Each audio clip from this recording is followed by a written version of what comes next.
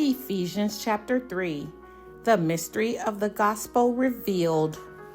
For this reason, I, Paul, a prisoner of Christ Jesus, on behalf of you Gentiles, assuming that you have heard of the stewardship of God's grace that was given to me for you, how the mystery was made known to me by revelation, as I have written briefly. When you read this, you can perceive my insight into the mystery of Christ, which was not made known to the sons of men in other generations, as it has now been revealed to his holy apostles and prophets by the Spirit. This mystery is that the Gentiles are fellow heirs, members of the same body, and partakers of the promise in Christ Jesus through the gospel. Of this gospel, I was made a minister according to the gift of God's grace, which was given me by the working of his power.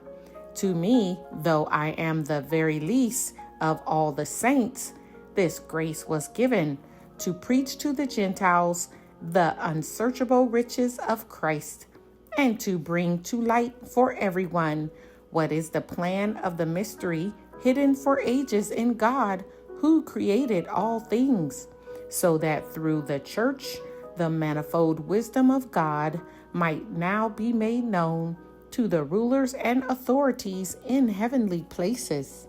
This was according to the eternal purpose that he has realized in Christ Jesus our Lord, in whom we have boldness and access with confidence through our faith in him. So I ask you not to lose heart over what I am suffering for you, which is your glory. Prayer for spiritual strength. For this reason, I bow my knees before the Father, from whom every family in heaven and on earth is named, that according to the riches of his glory, he may grant you to be strengthened with power through his Spirit in your inner being, so that Christ may dwell in your hearts through faith, that you, being rooted and grounded in love, may have strength to comprehend with all the saints what is the breadth and length and height and depth, and to know the love of Christ that surpasses knowledge, that you may be filled with all the fullness of God. Now to him who is able to do far more abundantly than all that we ask or think, according to the power at work within us, to him be glory in the church and in Christ Jesus throughout all generations, forever and ever. Amen. Ephesians chapter 4. Unity in the body of Christ. I, therefore, a prisoner for the Lord, urge you to walk in a manner worthy of the calling to which you have been called, with all humility and gentleness, with patience, bearing with one another in love, eager to maintain the unity of the Spirit in the bond of peace.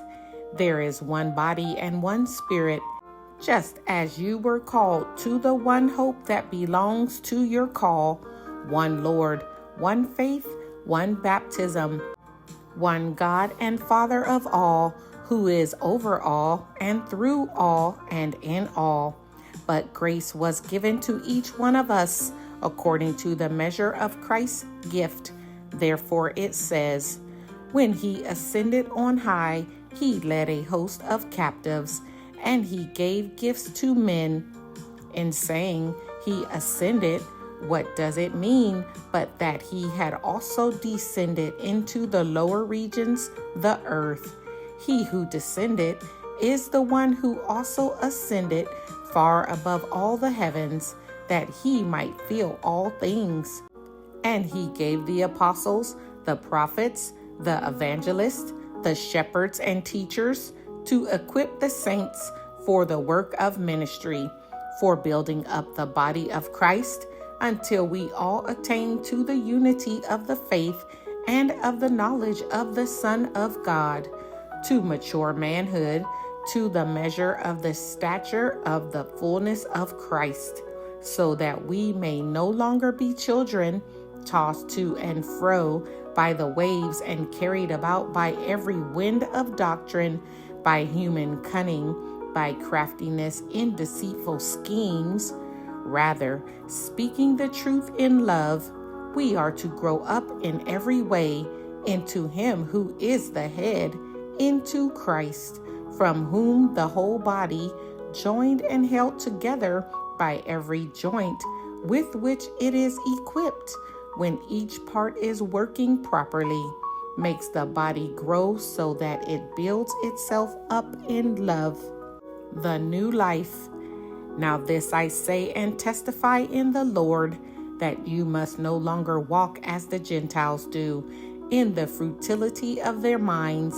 They are darkened in their understanding, alienated from the life of God because of the ignorance that is in them, due to their hardness of heart. They have become callous and have given themselves up to sensuality, greedy to practice every kind of impurity. But that is not the way you learned Christ, assuming that you have heard about Him and were taught in Him, as the truth is in Jesus, to put off your old self, which belongs to your former manner of life and is corrupt through deceitful desires, and to be renewed in the spirit of your minds, and to put on the new self, created after the likeness of God in true righteousness and holiness. Therefore, having put away falsehood, let each one of you speak the truth with his neighbor, for we are members one of another. Be angry and do not sin. Do not let the sun go down on your anger, and give no opportunity to the devil.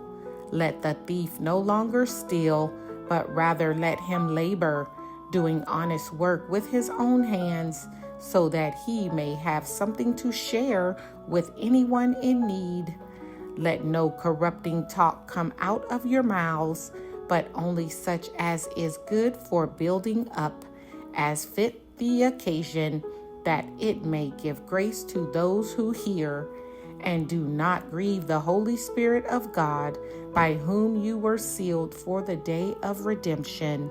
Let all bitterness and wrath and anger and clamor and slander be put away from you, along with all malice.